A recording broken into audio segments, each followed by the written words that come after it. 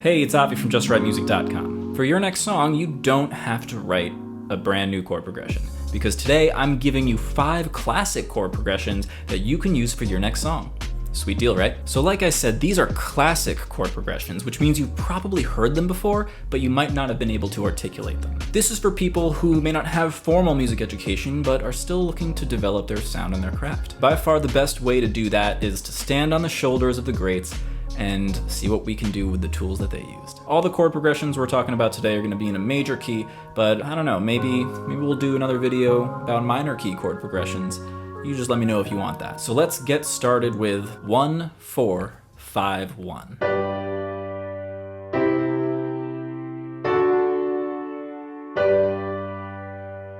This chord progression outlines the basic tonic-dominant relationship. The tonic is the one chord in a scale or a key. In this case, we're in the key of G major, so G is the tonic.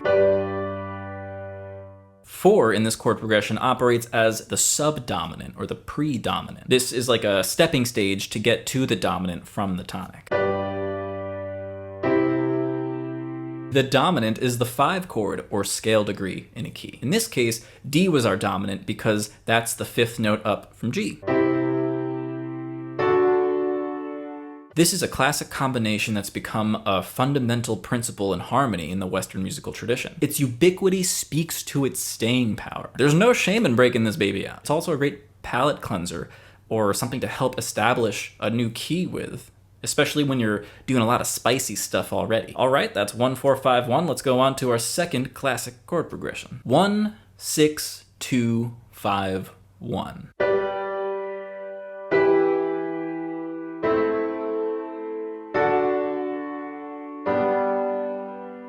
You'll find this particular chord progression a whole lot in the classical period of music history. I'm talking like Mozart, Haydn, and Schubert and stuff like that, them guys. You can also find this chord progression by hitting the like button down below for the YouTube algorithm. So here we're replacing the 4 entirely, so we're not using the subdominant in the second chord here. Instead, we have a 6th chord, which extends the tonic because it shares 2 tones with it.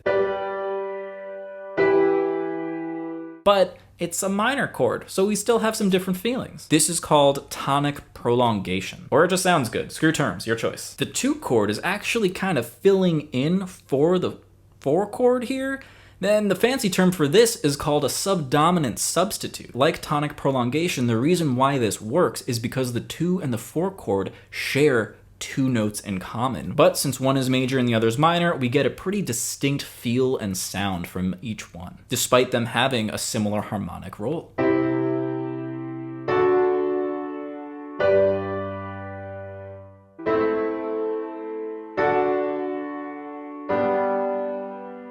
Neat, right? The third chord progression that I'm just gonna give you out of the kindness of my heart is 1, 6, 4, 5.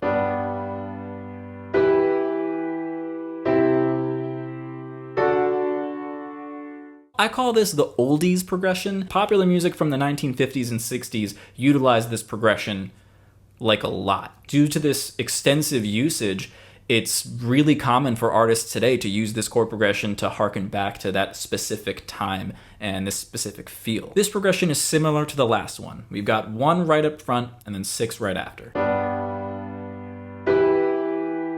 The 6th chord is prolonging our tonic yet again. Good job, Mr. Submediant. Except this time, instead of going to the 2, we go right to the 4 chord instead. We're doing our actual subdominant this time.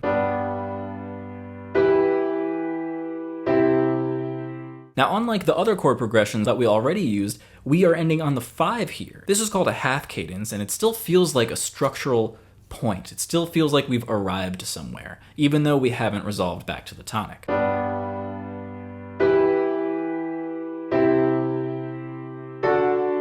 While this progression is fantastic for setting a specific vibe, you can use it in other places too. The best way to avoid that sort of oldies style sound is to mess with the energy and the rhythm of the progression. A fantastic way to do this is to alter the harmonic rhythm or the rate at which the chords change. This doesn't have to be even either, which really helps dispel that oldies vibe, if that's not what you're going for. All right, that was 1, 6, 4, 5. I'm getting good at this. We're doing this. The 4th chord progression I want to share with you guys today is maybe the most famous one on this list. 1, 5, 6, 4.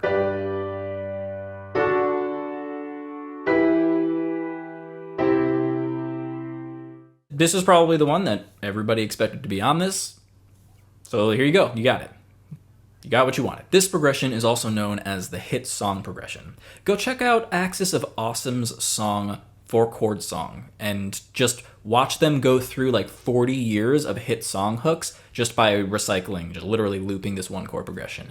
It's crazy. As the name implies, this chord progression has been used in hit songs like over and over and over again since the 1970s at least. Part of this reason, I think, is the loopability of this chord progression. And the reason why it works so good as a loop is because of the plagal cadence. A plagal cadence is when there's a structural movement from 4 to 1. This is also known as the amen cadence. You say it when you say amen in like church and temple and stuff.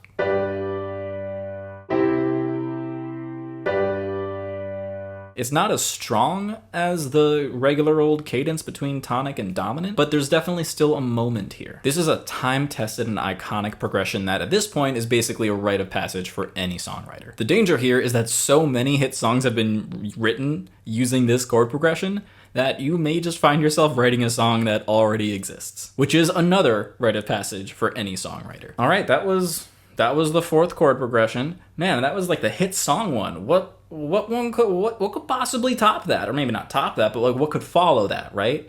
What could the next one be? Well, here it is. Number 5. 1, 5, 4, minor 4.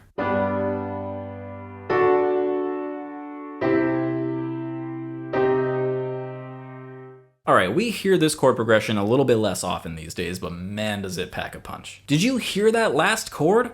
What an impact. Whew, I got chills. They're multiplying. I'm losing control. That last chord is the minor version of our regular old 4 chord. In a major key, the 4 chord is also a major chord, but in a minor key, the 4 chord is also minor. So instead, we borrowed that from the minor key and just used it because we could. And it sounded great.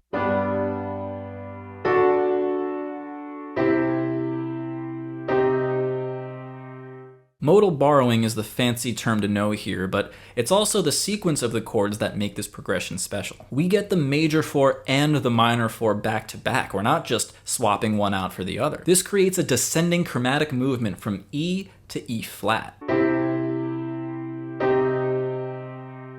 That movement exudes this beautiful falling feeling that is absolutely tragic in a great way. This type of chromatic descent in a chord progression, as well as modal borrowing just in general, are fantastic ways to add some spice in your chord progressions. In fact, apparently the Beatles used this trick, this minor 4 trick, all the time. Go check out the song She Loves You and see if you can find it. And if it's good enough for the Beatles, well, it's good enough for us. There you have it. 5 classic chord progressions that you can use for your next song. Which progression do you think you'll use? Let me know down in the comments. The commenty place. You know the place I'm talking about. Welcome to the part of the video where I go tell you to do a thing. It's like a call to action type of thing. That's like the fancy business word type deal. Since we've got some chord progressions now, you got 5 of them. So many to choose from. Let's turn these into songs. Go check out my 3-step song starter. It's super easy. It's got 3 easy steps. Gets you song starting in no time. It'll start your